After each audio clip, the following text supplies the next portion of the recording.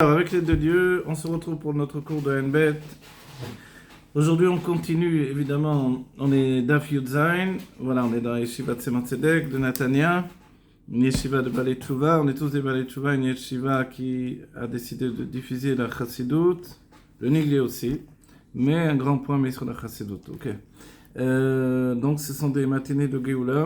On vous est invité à vous joindre à nous. Ici, on a vu hier dans le Tafresh Henbet un sujet qui revient, on va dire, de manière récurrente, c'est le sujet de Ben Aror.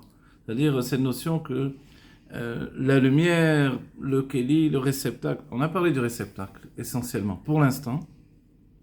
Pourquoi on s'est arrêté sur le réceptacle, en particulier le kéli? C'est parce que le réceptacle, lui, il est dans une notion de Ben Aror par rapport à sa source. Quelle source? On a dit, il y a deux sources du réceptacle finalement. À la fois la lumière qui provient du cave, qui va lui donner sa naissance. Donc le cave, c'est l'île de lumière infinie. Et à la fois le Reshimo.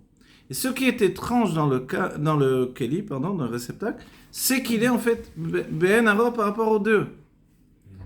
Et ce qu'on a vu hier en détail, c'est la notion de Nefilat Haotiyot par la Haka. C'est-à-dire que comme il y a une sorte de fusion. Voilà, pas de fusion, mais de fracas.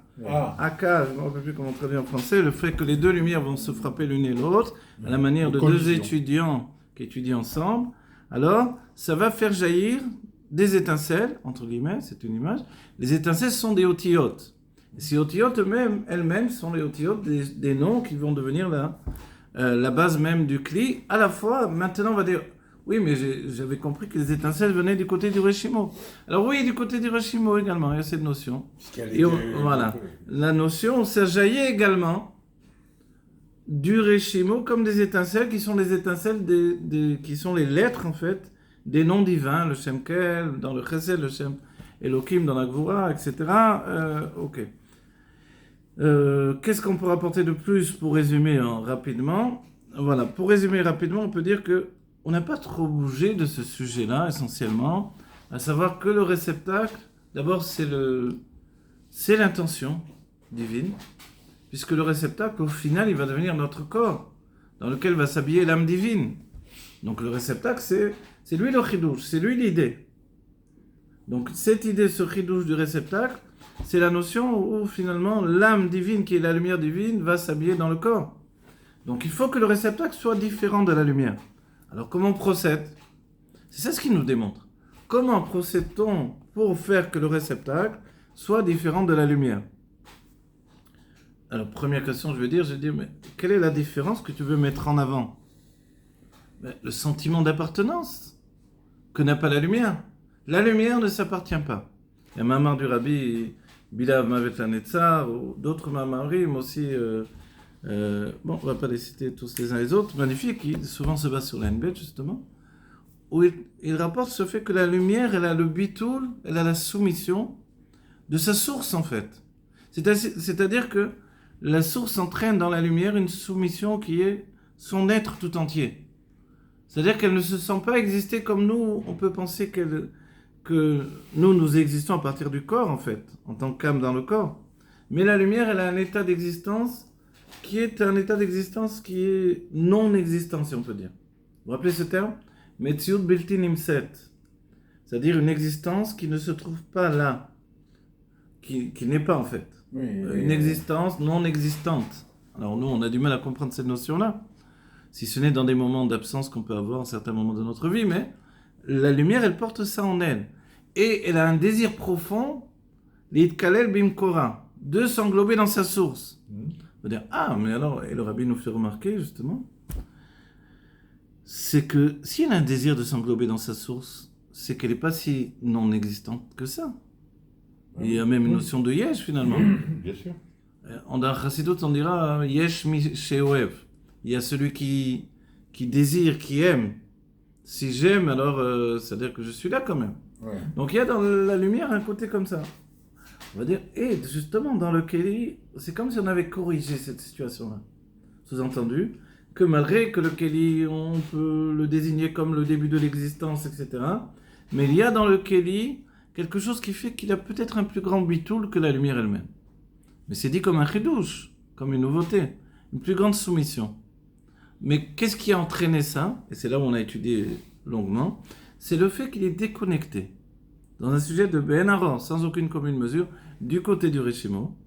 Et déconnecté, sans aucune commune mesure, Ben Aaron, du côté de la lumière également. Parce qu'il lui reste des Donc le Rishimo, le réceptacle, il a été isolé. Ce niveau d'isolement du Keli fait que il n'a que ce qu'on va lui donner. Il n'a rien de lui-même. Oui. Si ce n'est que il accède au niveau de l'existence. Il a dit précédemment Metziot Yesh. Donc ça veut dire que c'est une existence, le début de l'existence au moins. Même si après on verra qu'il nous rattrape la chose en nous disant mais ne pense pas que le Keli il n'est pas Atzilut. Le réceptacle il est également Atzilut. Et quand on a dit Chorma Me'ain Tematze, le Chorma il vient du Ain, c'est aussi le réceptacle. Donc le réceptacle il y a une émanation, il n'est pas une transformation encore. Il faudra attendre le monde de Bria pour qu'il y ait la transformation, la création. Ok? Donc on se retrouve avec ces situations-là, d'aller en avant vers l'idée que le Keli, le réceptacle, il s'est avancé vers le Yesh, l'existence, et en même temps de te dire, va pas trop loin, ne crois pas qu'il est Yesh comme tu l'entends dans...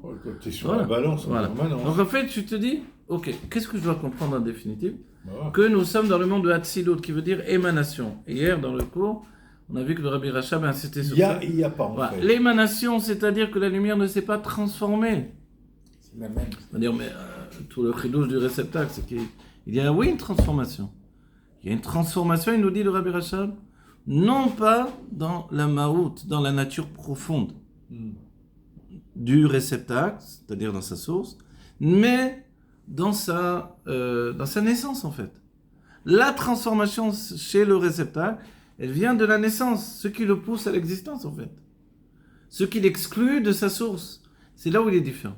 En fait, tout ça, c'est en rapport avec ce qu'est Hatzilut, c'est-à-dire le dévoilement, le dévoilement et l'appartenance à Dieu. Voilà, exactement. C'est-à-dire dans Hatzilut, il n'y a que Dieu dedans. Exactement. Si donc, on exclut le réceptacle de Hatzilut, il y a la lumière et il n'y a pas la lumière, il y a le réceptacle et il n'y a pas le réceptacle, il y a jusqu'à ce qui arrive au monde de Bria.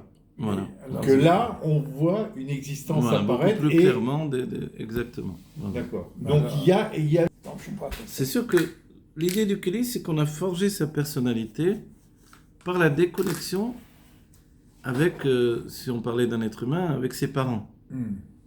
Donc, en faisant un orphelin, on isole une personne et on lui donne une certaine intensité qu'il n'aurait pas s'il ne serait pas un orphelin.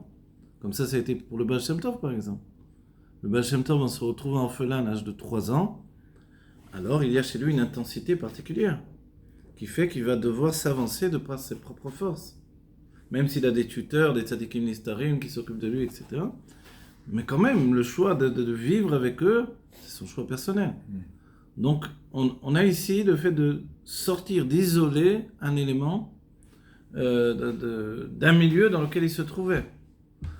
Le Keli vient essentiellement, de par sa nature, on peut dire, du Rishimo. C'est la nature qui est celle de limiter la lumière. Mais dans sa matière, on peut dire qu'il vient également du Or.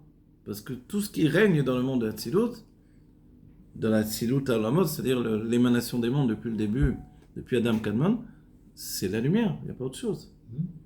Donc en fait, on a ces deux éléments, cette rencontre dans le Keli, qui fait qu'il a un chidouche, c'est incroyable. Plus que la lumière. Parce que la lumière, elle a une projection. Oui. Ok, du côté du cave, il y a cette projection de la lumière. C'est vrai qu'elle porte en elle de situations, etc. Mais le Keli, c'est quelque chose qui n'existe pas. Et qui plus est, quand on parle de Hatzilut, on parle d'un Keli de Tikkun. Un réceptacle de réparation, un réceptacle. Alors, réparation, ça nous fait penser après coup. C'est vrai qu'il vient réparer le monde de Tohu. C'est-à-dire un réceptacle qui est capable d'avoir une tenue, un équilibre. Et ça, c'est le grand chidouche du monde de Hatzilut. En plus de ce que l'on a étudié la dernière fois, l'idée de Itkalelot, de Vitrabo, le fait que les sphirotes vont communiquer entre elles et s'influencer communément les unes avec les autres, ce qui n'existait pas précédemment. Donc, tout ça, c'est possible grâce au réceptacle, avant tout quand même. Et la grande nature de Hatzilut, c'est ça. Alors, on va continuer ici.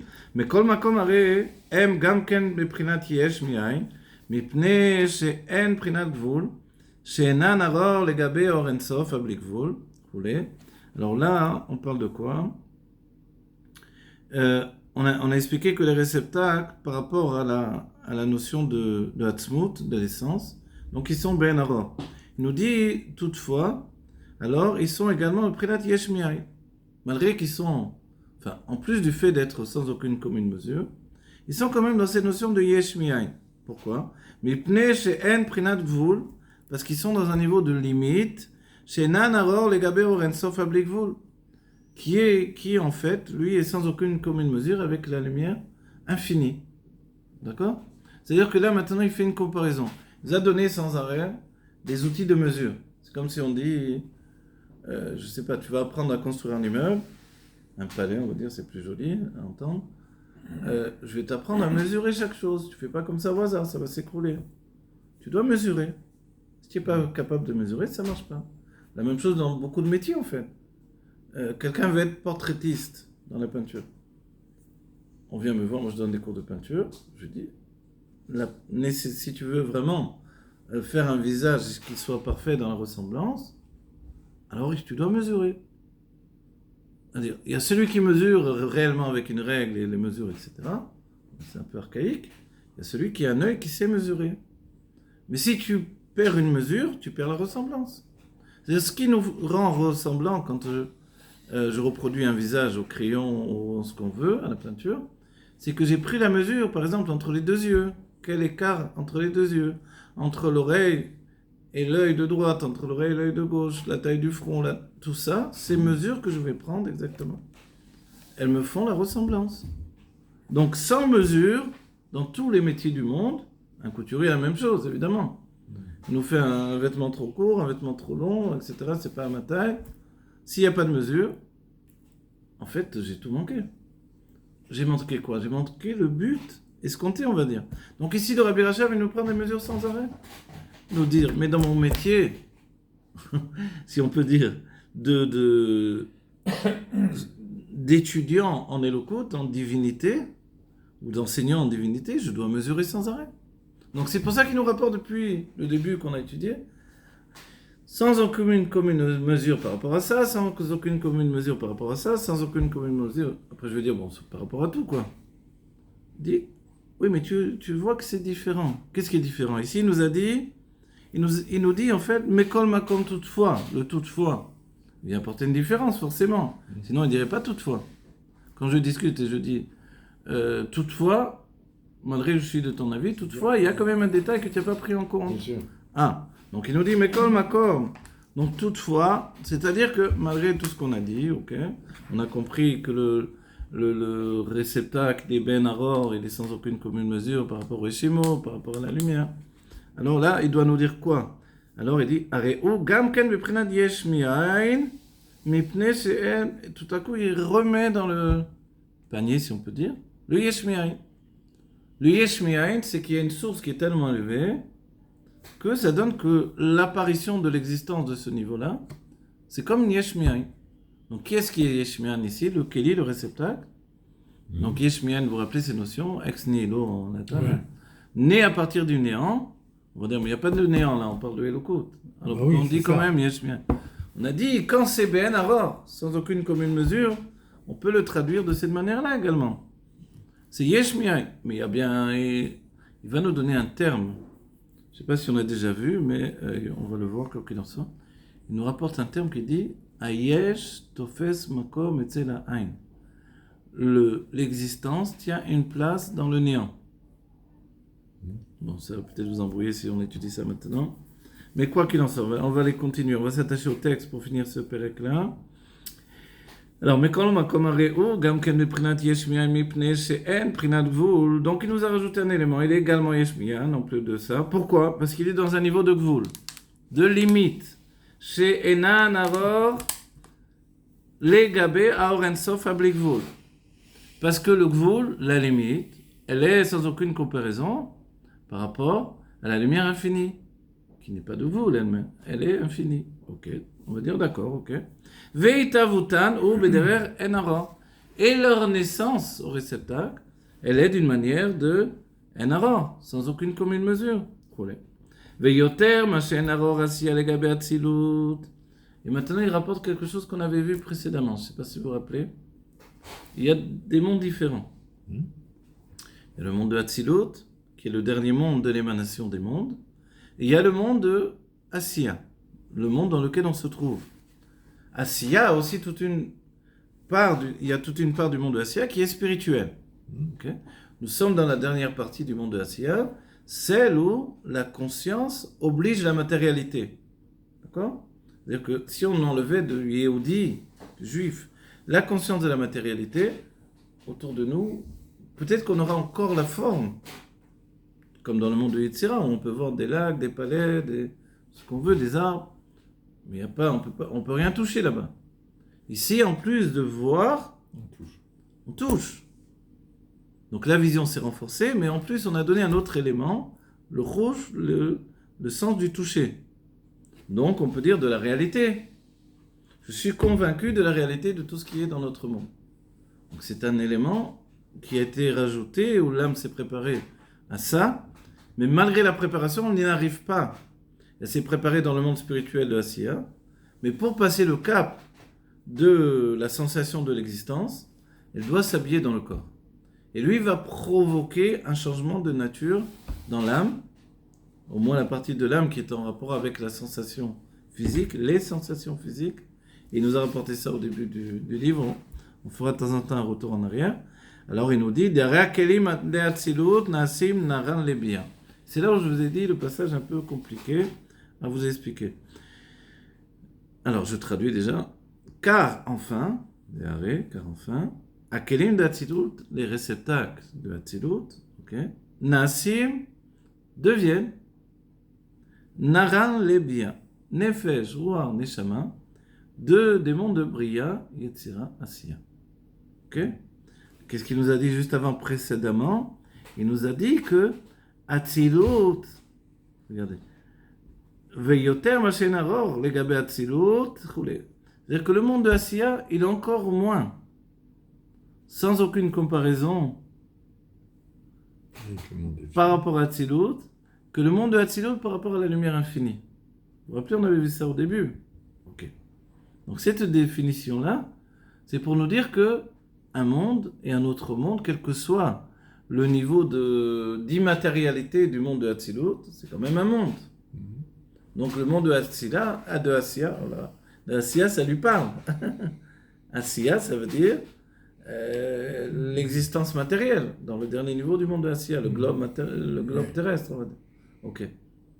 Donc, on va dire, vraiment, c'est une possibilité qu'on soit relié avec Atzilut. C'est un monde et c'est un monde. C'est un voile et c'est un voile. Puisqu'il y a un voile là et un voile là, donc on peut donner une comparaison. On va dire, mais on a dit que c'était sans aucune comparaison. C'est vrai. Parce que là, on a du divin et là, on a du matériel. Mais, si on doit donner une non-comparaison, une impossibilité de comparer, Atzilut lui-même, il est sans aucune comparaison avec la lumière infinie. Sous-entendu, parce qu'il porte le gvoul, la limite, alors il aborde déjà ce qui va devenir une définition absolue dans le monde de Asiya. C'est-à-dire personne ne va se demander ici, est-ce que le monde existe? Tu vas dire, je vais te mettre une gifle, tu vas voir si le monde existe. Si tu la ressens, c'est qu'il existe. Je rigole, mais dans le sens, personne ne va demander, est-ce que le monde existe? Dans ce monde-ci, voilà. Mais quand on étudie, on dit que les chassidim avaient une question. La question n'était jamais est-ce que Dieu existe, mais est-ce que moi j'existe? Parce que comme conclusion de toutes ces études-là, on n'existe pas vraiment. On existe par la sensation de notre existence, qui est comparable à cette notion de Keli, de réceptacle du monde de Hatzilut. Vous voyez? On existe par l'éloignement de Dieu. Voilà. Exactement. Et maintenant, regardez ce qu'il dit. Il nous dit, donc Hatzilut, il existe de par lui-même, et il existe de par ce qui l'entraîne dans les mondes inférieurs. On l'a dit. Si bien qu'il nous a dit précédemment que le gvoul de Hatzilut, la limite de Hatzilut, elle n'est vraiment effective qu'à partir du monde de Bria. Okay? La limite telle que nous, on l'entend tout au moins. Dans Bria, le réceptacle, il prend le dessus sur la lumière comparativement à Hatzilut, c'est bien qu'il va suggérer l'existence. Suggérer l'existence, c'est comme si je viens te dire, est-ce que tu existes ou non? Simple fait que je me pose la question, c'est qu'il y a déjà un recul par rapport au divin. J'ai pris un recul, donc je suis celui qui pense, on va dire. Quand Descartes dit « je pense donc je suis », nous on connaît ce qui précède. C'est quoi? Le monde de Hatzilut, je ne pense pas. Donc je pense, donc je suis, c'est uniquement à partir du monde brillant, on va dire. Même s'il n'y a que la pensée, ou que l'intellect. Okay. Et il nous dit, les réceptacles de Hatzilut deviennent, comme transposition, comme par le fait qu'ils se répandent, la Nefesh Ruach Neshama, de manière générale, on peut dire l'âme du monde des mondes de Bria et de Sirassia. Alors, on va dire, bon, tu sais quoi, Rabbi Rachab, je le mets de côté, ce que tu viens de me dire. On n'a pas encore suffisamment, en tout cas par l'étude de ce livre-là, de réceptacles pour comprendre ça, de kelim en hébreu, on va dire. Je n'ai pas encore les kelim pour comprendre vraiment ce que tu me dis là. Mais on va accepter, on va dire, je le mets de côté. Par là, je vous dis, qu'est-ce que vous faites quand vous voyez un terme comme ça? Il y a celui qui dit, bon, moi j'arrête, je comprends rien. Viens là, toi. Tu comprends pas ça. Mais avant, tu as compris. Et après, tu vas comprendre encore. Là, tu n'as pas compris parce que finalement, c'est un sujet de Kabbalah que tu n'as peut-être pas étudié. Parce que c'est extrêmement compliqué, complexe, dans le détail, etc. Et que c'est assez rare qu'on rapporte ça dans la Chassidut. Donc, mets-le de côté, tu te dis, attends, soit il va m'expliquer, soit de toutes les manières, à un moment ou à un autre, je vais le comprendre. Ok? Alors, on continue. C'est bon? Bon, alors. Ok, c'est vrai que ici, en fait, dans tout ce qu'on voit, y compris par ce détail-là. C'est l'émanation, voilà. De toute façon. Oui, ça reste l'émanation, mais on prépare déjà les mondes à venir. Et quand il nous dit voilà, que les kelim de Hatzilut deviennent Naran les Bia, donc Naran, ce dernier Nefesh Ruach Neshama des mondes inférieurs, on se dit, d'un côté, on se dit, qu'est-ce que ça veut dire? D'un autre côté, on se dit, quand même, comme tu as dit là, on a vu qu'il y a une préparation à venir. Or, la préparation, on ne peut pas être dans la lumière du monde de Hatzilut. Pourquoi? Parce que la lumière, elle penche vers l'immatériel. Or, en descendant à partir de la Malchut, qui devient Keter du monde de Bria, on se dirige vers la matérialité. C'est ça l'idée de Dieu. Donc, évidemment, ce n'est pas la lumière qui peut nous préparer ça.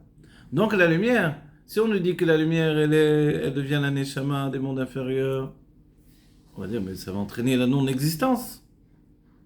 On dit, tu as raison, alors on va utiliser les réceptacles.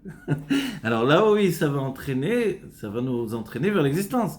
Puisqu'on a dit que le réceptacle, c'est bien ce que tu as souligné là, c'est que le réceptacle lui-même, il est la première Metsiout de Yesh.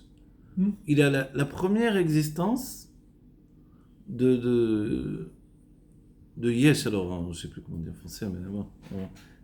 L'existence aussi, la même chose. Vous savez, il est dit dans la Kabbalah du Hari que l'apparition du Yesh, en réalité, il apparaît dans la Bina, mais non pas dans la Chokhmah. On dit, mais c'est quoi le premier Yesh dans le monde de Hatzilut dans ce cas-là? On veut bien penser que ça vient du côté du réceptacle. On dit, c'est la joie. Parce que dans la Chokhmah, il y a la notion de Ta'anouk, de plaisir. Mais le plaisir, il tend vers le Aïn. Le plaisir vraiment profond, il tend vers la non-existence. D'accord? Il est secret, il n'est pas exprimé en vérité. Et d'un autre côté, la joie, elle est tout entière dans l'expression. Et c'est par la joie de la Bina que l'on débute la notion de Yesh dans les mondes divins. Et ça, c'est extraordinaire. Vous comprenez? Bon, ok. Vechol mar shenitava bebia akol hu beprinat hakelim d'Hatzilut. Voilà, c'est ce qu'on dit exactement. Et tout ce qui est venu à la naissance dans les mondes de Bria et Sirassia, création, formation et action, akol hu beprinat hakelim d'Hatzilut. Tout provient des réceptacles de Hatzilut.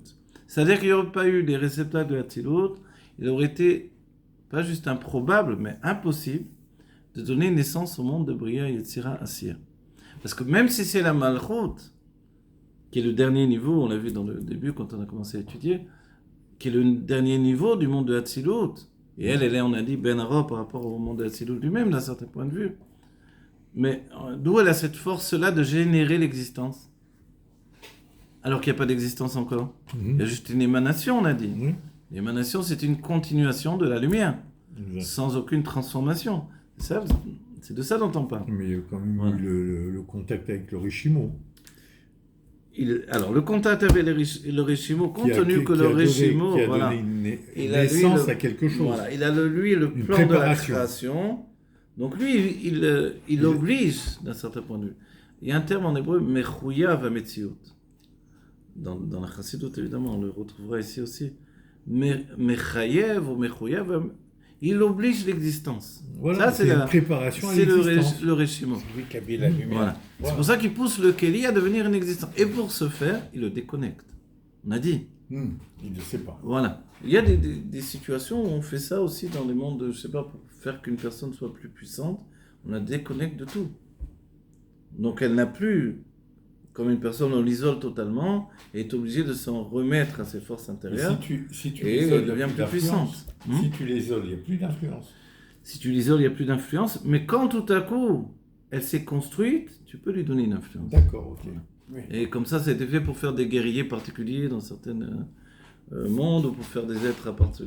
Donc, on comprend que l'isolement, il est générateur de forces profondes. Voilà, c'est ça. Mais si j'ai pas d'influence, de force, où je vais les prendre en moi. C'est-à-dire quand la lumière, elle devient réceptacle, elle a rien volé à personne. Mais elle a pris la lumière qu'elle avait en elle. Voilà. Elle est déjà lumière. Et ça s'appelle l'épaississement de la lumière. Simplement, je l'ai épaissi. Vous comprenez ? C'est-à-dire que, vous comprenez, un orfèvre, s'il n'a pas fait d'études, ou s'il n'a pas été poussé, s'il n'a pas été... Vous prenez un élève, vous lui apprenez, je ne sais pas, être orfèvre, disons, ou autre chose, mais à un moment, si vous ne le jetez pas tout seul, il ne va jamais commencer. Il va rester toujours un élève. Mais quand il se retrouve tout seul, il est obligé, allez, vas-y, débrouille-toi. Quoi ? Dans la plomberie. Je suis incapable. Ah bon, tu es incapable ? Jeune apprenti, tu lui dis, et après tu lui dis, tu vas sur le sentier tout seul. Voilà. Également, je ne sais pas dans tous les sujets, un peintre, il fait que broyer les... Avant c'était comme ça, il n'y avait pas vraiment des cours de peinture. Les élèves broyaient les couleurs pour le peintre, pour le maître. Préparaient la toile, mettaient les fonds, les enduits, les cils. Mais ils regardaient, ils écoutaient, ils faisaient... Et après, s'il ne se lance pas pour créer quelque chose de lui-même, il va rester toute la vie le broyeur de peinture, il ne va jamais devenir un vrai peintre. Et ainsi de suite dans tous les métiers. Tu apprends la yeshiva, mais un jour, si ton maître ne te dit pas, allez, vas-y, enseigne. Et on a vu ça avec Moshe et Yoshua. Oui. Yoshua, tout à coup, mais qui parlait de Yoshua dans tout ça ? Yoshua, il était actif tout le temps, c'est vrai. Mais on ne s'attendait pas que Yoshua il prenne la place de Moshe. Lui-même, Moshe, il n'a même pas pensé une seconde. Il a été étonné, Yoshua. Et Dieu lui dit, mais il n'a jamais bougé de la tente. C'est pour ça. C'est-à-dire, en fait, il s'est préparé, il n'a fait que ça, que de se préparer. Et ça, cette préparation, elle vient d'un isolement, finalement. Il est isolé, Yoshua. Ouais. Parce qu'il n'est pas... Il n'est jamais mis en avant par lui-même parce qu'il est plus fort, parce qu'il est plus intelligent. Rien du tout, en fait. C'est l'exemple. Voilà. Et Pinchas, c'est la même chose. Pinchas, il est mis de côté. Il n'est pas un Cohen, alors qu'il est petit-fils de Aaron. On le rattache à Poutiel, c'est-à-dire celui qui a engraissé les veaux pour l'abattage rituel des idoles. Donc il est un juif, mais en exergue comme ça, on l'a mis de côté. Quoi. Donc il est archi isolé, il est tellement isolé que qu'il s'est construit d'une manière forte. Ouais. Il est fort. Et quand il va faire son éclat et qu'il va agir, c'est pas quelqu'un qui tremble et qui est hésitant, etc. C'est quelqu'un qui s'est forgé, qui a été... Mais qu'est-ce qu'il a forgé comme ça ? Est-ce qu'un des autres fils de Aaron aurait pu faire une chose comme ça, ou un petit-fils ? Non. Pourquoi ? Mais parce que justement, lui, comme il a été mis de côté, il a été bafoué, tout ça, oui. Il s'est renforcé, il est devenu fort. Et la ville, il y en a qui savent bien ça. Ils sont cruels avec un enfant pour le rendre invincible. Que Dieu préserve. Ouais. Alors, ok, on a dit tout ça. Ce sont des images, des exemples. Et on va dire, donc, ce sont uniquement les réceptacles qui peuvent nous préparer les mondes de la séparation. La séparation, ça s'appelle aussi les mondes de la mort. C'est comme ça que c'est dit dans la Kabbalah. On dit de la Shrina, la Malchut, Raglea Yordé Mavet. Ses pieds tombent dans la mort. Quand elle descend pour remonter les Birurim la nuit, on dit ses pieds tombent dans la mort. C'est pour ça, un cos de Kiddush, il doit être un cos sans pied. D'après la Kabbalah, s'il y a un pied, ça représente le kouf au lieu du hé. Et c'est les pieds qui tombent dans la mort. Moi, j'avais un cos avec un pied, j'ai coupé le pied. J'ai fait soudure, parce qu'il était beau, ça faisait à peine de...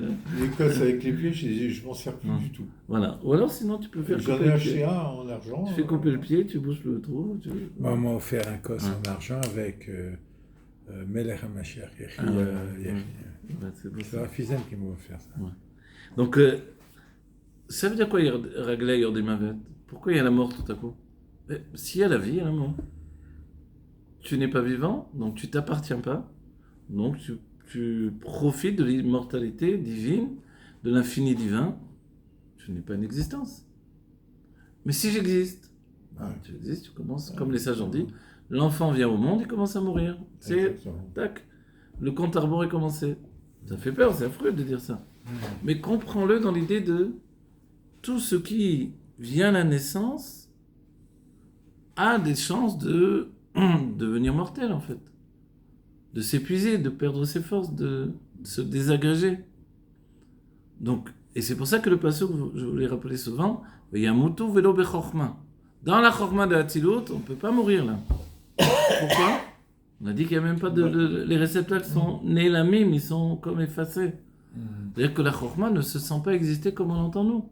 On a dit le début du yesh, c'est la bina. Okay. Donc les réceptacles de Hatzilut, eux, ils vont donner les bases des mondes de Bria, Yetzira, Asiya. C'est dans ce sens-là qu'ils deviennent l'âme des mondes inférieurs. C'est-à-dire, une âme, qu'est-ce que c'est? Une âme, c'est un niveau supérieur qui vient me subjuguer, me donne la vie, me donne de la vitalité. Alors, c'est ce que vont faire les réceptacles de Hatzilut. Et nous, on se dit, mais c'est curieux. Pourquoi c'est curieux? Parce que moi, quand j'imagine ces mondes, ils sont très bien séparés les uns des autres. Comme quand je vois une étagère devant moi, il y a une étagère, celle du haut, celle du bas, ils sont séparés par une planche. Donc les mondes, je les imagine dans mon esprit Megoucham, on va dire grossier, séparés les uns des autres. Là, il nous dit, c'est comme si les réceptacles de Hatzilut débordent sur les mondes de Bria et Tzirassia.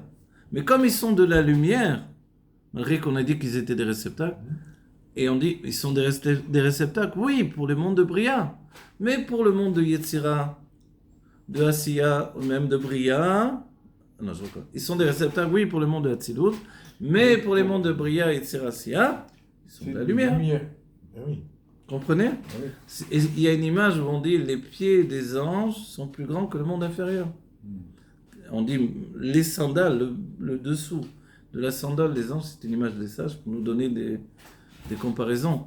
Karsoulé achayot keneget kulam. C'est-à-dire le bas de la sandale d'un ange, elle est supérieure à tout le monde inférieur. C'est-à-dire, il y a des notions qu'on ne peut pas approcher par la matérialité. C'est ce qu'on veut nous suggérer ici. C'est-à-dire, ne crois pas qu'un monde est uniquement là où il se trouve. Ça va, vous avez compris l'idée? Notre âme, vous croyez qu'elle est dans notre corps? Le Rabbi Riyad s'est dit, c'est juste comme le petit doigt du pied de l'âme qui est dans le corps.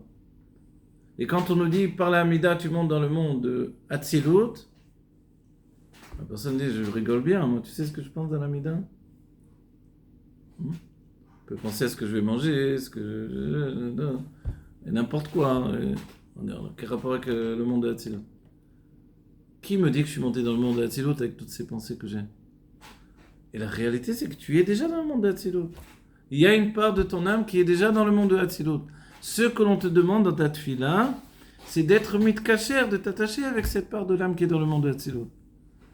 Dans Yetzira avec Baruch She'amar, dans Bria avec Ishtabar, c'est ça ce que on te dit. Parce que ton âme, elle a plusieurs niveaux, chaque niveau se trouve dans les mondes par rapport à son élévation. T'es jamais seul, quoi. Ouais, t'es jamais seul. Voilà. Et on n'est pas qu'un. On est structuré en plusieurs niveaux. Donc c'est pas étonnant que le Zohar ou la Kabbalah du Hari, dans l'écoute Torah, nous disent mais quel Adam Arishon a fauté à la faute d'Adam Arishon? Lequel? Oui. Celui de Bria, celui de Yetzira, celui de Asiya. Je dis non, Yetzira, il n'était pas encore apparu. alors c'est soit Asiya, soit Bria. C'est bizarre cette idée-là. Comment il est décomposé comme ça, Adam Rishon? Mais si tu expliques qu'il était plus une âme qu'un corps, et que l'âme en réalité est déjà dans chaque monde, tu comprends mieux l'image. Voilà. Donc en fait, il y a une sorte de débordement d'un monde vers les autres mondes pour entraîner ce que le monde va devenir au final. Donc les Kélim de Hatzilut, ils n'ont pas un but de par eux-mêmes, ils ont un but également par ceux qu'ils vont entraîner vers les autres mondes. Vous comprenez? C'est comme le rabbi qui forme un mashpia ou un shalia. C'est pas juste pour ce qu'il est dans l'endroit où il va le former, forcément. C'est pour ce qu'il va devenir ensuite. Vous voyez? Et concrètement, on a vu. Le rabbi a formé des shluchim pour qu'un jour ou l'autre, il parte à Katmandou, au Maroc, en Tunisie. Il a raconté hier, voilà. Celui qui est arrivé, je suis fort, machin et tout, j'ai heureux. Voilà. Donc, en fait, il est formé pour ça. Donc, si dans l'endroit où il est-ce qu'il est un chalier? On va dire, mais là, il est chalier de rien, puisqu'il est entouré de Chabad qui ne se supportent pas les uns les autres. Donc, c'est pas là où il va être chalier. Pour être chalier, il faut qu'il parte. Voilà. Et ça, c'est l'idée même des Kélim de Hatzilut. Ok? Il n'existe que si il est séparé de sa source. Voilà. Et grâce à ça, et c'est pour ça qu'on l'a isolé. Pour le rendre plus fort. Plus fort. Plus fort, alors ça se traduit, parce qu'on va dire, bon, dans Hatzilut, plus fort, on ne va pas dire qu'il va prendre des coups. On va pas en faire un gladiateur, un Resh Lakish. Alors quoi? Pour le rendre plus dans le sentiment d'exister. Cette notion d'exister qui est suggérée dans Hatzilut en réalité, mais qui vient de son isolement. C'est-à-dire, si je suis isolé, a priori, je ne peux pas dire que je suis né de cette lumière-là ou de cette lumière-là. De ce Réchimo, je sais c'est le Réchimo qui m'a donné naissance. Tu le sais comme une information, mais tu ne le sais pas dans ta sensation. Je ne sens pas. Voilà. Si un enfant a grandi et son père, il n'était jamais à la maison, il ne sait pas ce que c'est un père. C'est-à-dire qu'il ne va pas savoir lui-même ce que c'est d'être père, finalement. Ok? Ouais. Voilà. Mais si le père était là, alors il a appris qu'est-ce que c'est que d'être un père. Mais l'enfant, quand il est enfant, il n'apprend pas à être un père. Oui, mais grâce au père, ça va lui préparer lui-même à devenir un père ensuite, dans sa propre vie.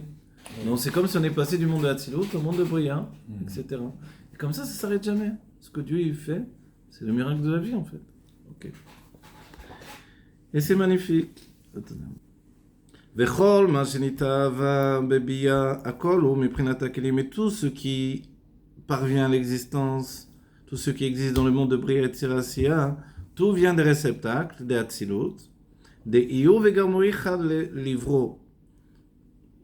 Lui et son réceptacle, la lumière et le réceptacle, ils sont unifiés pour donner naissance. D'accord. Okay?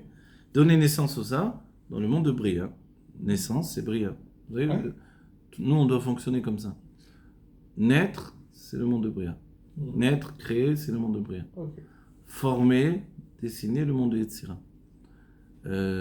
Action, actionner, toucher, le monde de Asiya. Voilà. Les Prinat, qu'est-ce que c'est Iyu? Alors il y a un terme qui vient du Zohar forcément. Iyu, Chayoi, Vegamoi, Chad. On va voir. Des Prinat Iyu, qu'est-ce que c'est Iyu? Iyu, c'est comme de dire lui. Ou les Malam Migeder Anivraim.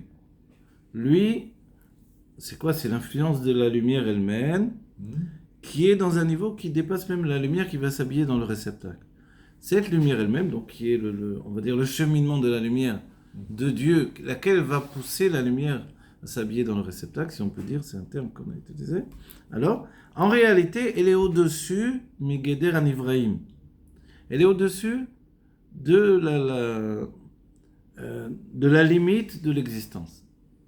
Alors le mot, il faut séparer limite et existence. C'est-à-dire, quand je dis la limite de l'existence, c'est comme je dis au bout de l'existence. Non, je veux dire de la limite qui va générer l'existence. C'est ça, c'est voilà. Ce que j'ai parce que sinon, on n'entend pas exactement. Voilà. De la limite qui va générer l'existence. Voilà.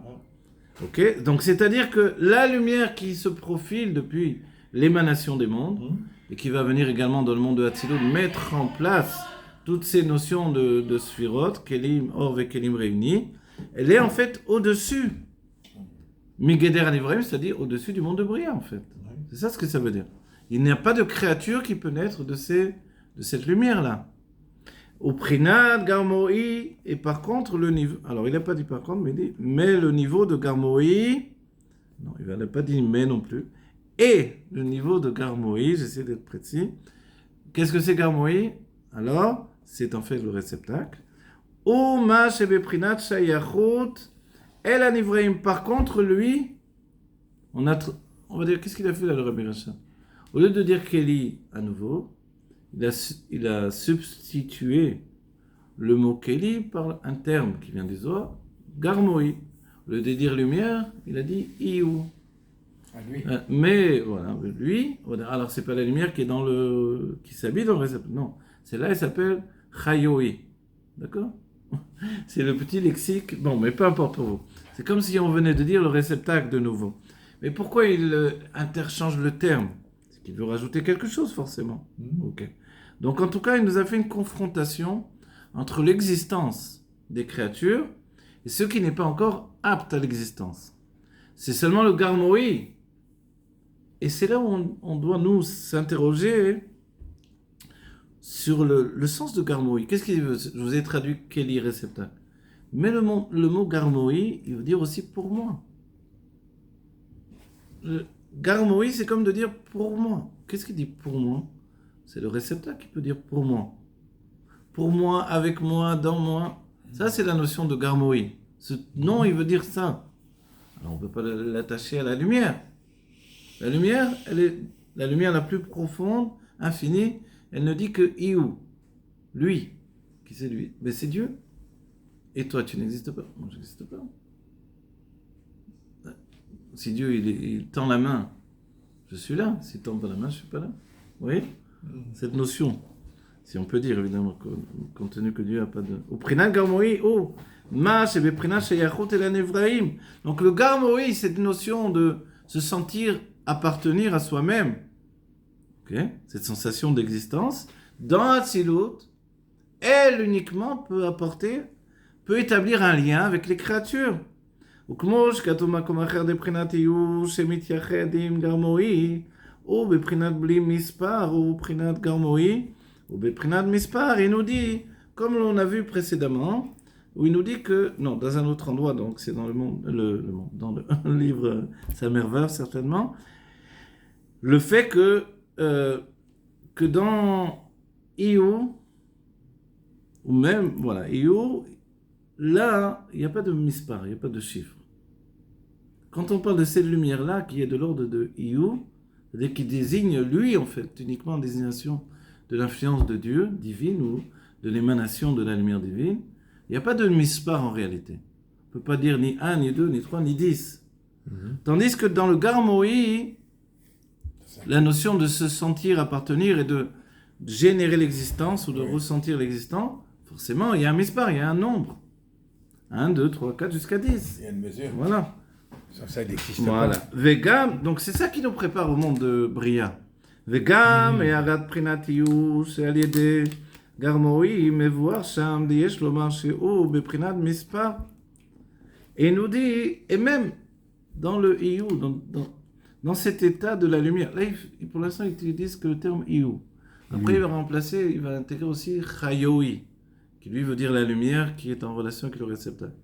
Et comme il nous parle encore de manière générale, et aussi il amorce ce qu'il va développer dans la suite, évidemment, donc c'est pour ça qu'il a changé de lexique, on va dire. Alors, pour l'instant, il parle de la lumière sans précision, donc il dit uniquement Iou. Il dit Iou, quand la lumière elle-même, elle rentre, malgré qu'elle est, c'est comme tu disais précédemment, l'idée de indéfinie. Quand elle rentre dans le réceptacle, elle n'est plus la même que quand elle était à l'extérieur du réceptacle. Parce que la pénétration, elle nécessite un tzimtzum. Ouais. C'est-à-dire pour que mon élève comprenne, alors que moi j'étudie la Kabbalah à des niveaux extraordinaires, je suis bien obligé de trouver un langage qui va lui parler.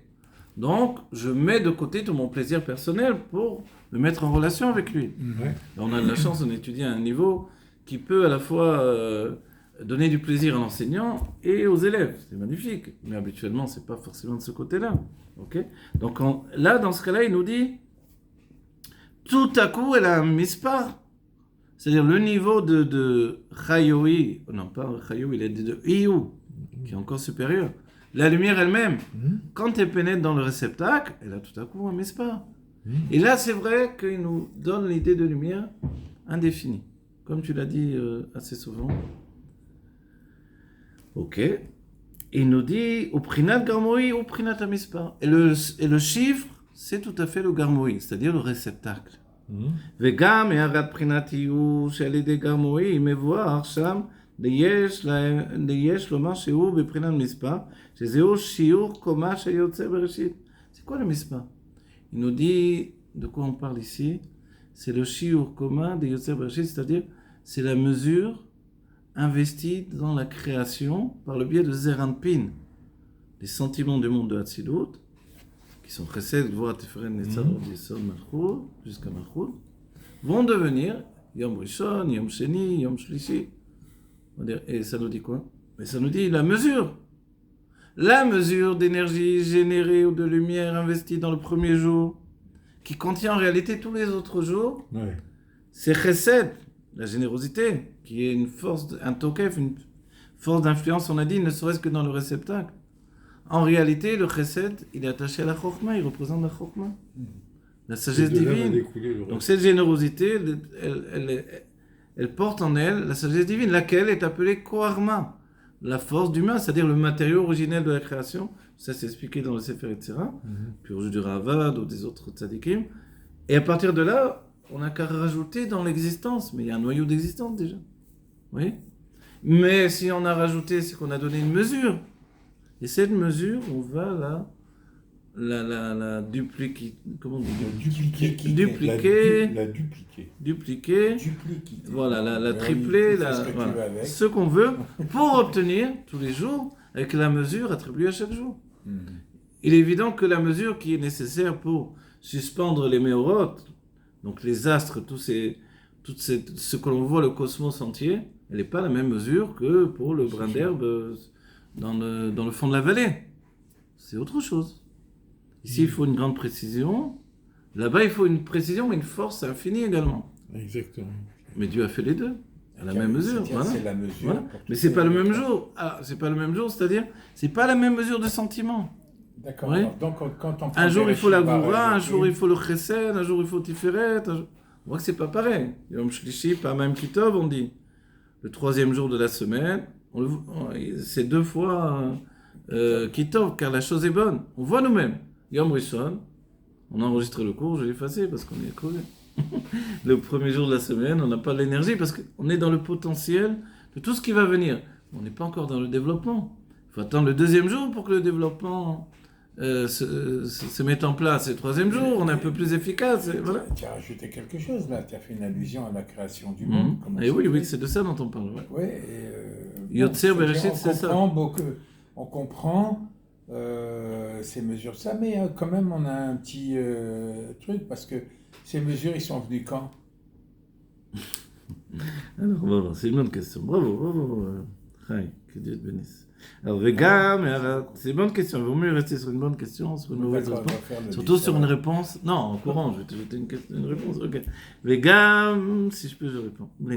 Alors, ok. On a dit toutes ces notions, donc là il y a bien un mispar, puisqu'on a dit premier jour, deuxième jour, troisième. Mais d'où ça vient? Ça vient du monde de Hatzilut. Où il y avait le réceptacle de Chesed, le réceptacle de Gvura, le réceptacle. Ok? Donc le garmoï, le sentiment de s'appartenir, de l'existence de Hatzilut, peut-être que là-bas il n'est pas effectif, mais il va générer réellement une limite effective, nous, dans le monde dans lequel on vit en tout cas. D'accord? Ça devient tôt. Oui. Si jamais voilà, et pour répondre déjà au moins dans le chemin de la réponse, tout ça, ça devient effectif dans le monde de Bria. Bereshit, le B de Bereshit, c'est Bria. Au monde de Bria. Dans le monde de Bria, il y a Bereshit, Bara Elokim, et Hashamaim, et Haaretz. Shamaim, c'est en fait l'influence de Zeir Anpin. Haaretz, c'est l'influence de la Malchut. Et avec ça, on a la base pour donner l'existence des mondes. Et Arik, il est où? Hein? Qui, pardon? Arik. Ari Ranpin. Ari Ranpin, il est en état précédent, il est à l'intérieur de tout ça. Les gars, mais Arad Prinatiou, j'allais des Garmoï, mais voilà, ça. Alors, mon but là, c'est de terminer le Pérec. Attendez. Alors, Ok. Quel autre élément il rapporte? Alors, ok, on a dit la notion de Megeder Nivraim. Ou Prinat Garmori, ou Ma Shebeprinat Sheyachut El Nivraim, כמו שכתוב במקום אחר, לבחינת איור שמתייחד עם גרמואי, או בבחינת בלי מספר, בבחינת גרמואי, או בבחינת מספר. voilà. וגם הערת בחינת איור שעל ידי הגרמואי מבואר שם, יש לומר שהוא בבחינת מספר, שזהו שיעור קומה של יוצא בראשית. Bon, en vérité, on n'a pas vraiment, on s'est pas arrêté sur chaque point, parce qu'on a une nécessité de terminer. Peut-être on reviendra. הרי שיש להם איזה ערך, אבל הכלים דאצילות לגבי האור אינסוף, אין באין הרור לגמרי. À la fin, il signe, il dit, donc on voit qu'il y a quand même, entre Atzilut, le monde de Atzilut, et le monde de Asiya, avec tout ce qu'on vient de dire, d'accord, les mondes de Bria et de Asiya, il y a quand même une proximité. Ne me dis pas qu'il n'y a pas de proximité. Voilà. J'ai trouvé, moi, une proximité. Quoi? La relation de Atzilut avec la création du monde. Bien sûr. Des mondes, en réalité, pas bien sûr. Un monde. Voilà. Bereshit Bara, c'est le monde de Bria, c'est pas encore le monde de Asiya. Après, il y a le développement, jusqu'à arriver à l'installation de l'homme de Asiya dans le Gan Eden, inférieur du monde matériel, si on peut dire. Donc voilà, il y a une liaison. Il nous dit, ok, c'est vrai, mais הרי שיש להם איזה אבל הכלים דאצילות לגבי אור אינסוף, mais les kelim d'Atsilut par rapport à la source, le Or Ensof, ils sont ils sont sans aucune commune mesure. Voilà. Que Dieu bénisse les enfants d'Israël, qu'on vive la gueule, la Shema, Terre, Voilà. Merci beaucoup. Yechia Menachem Mashiach.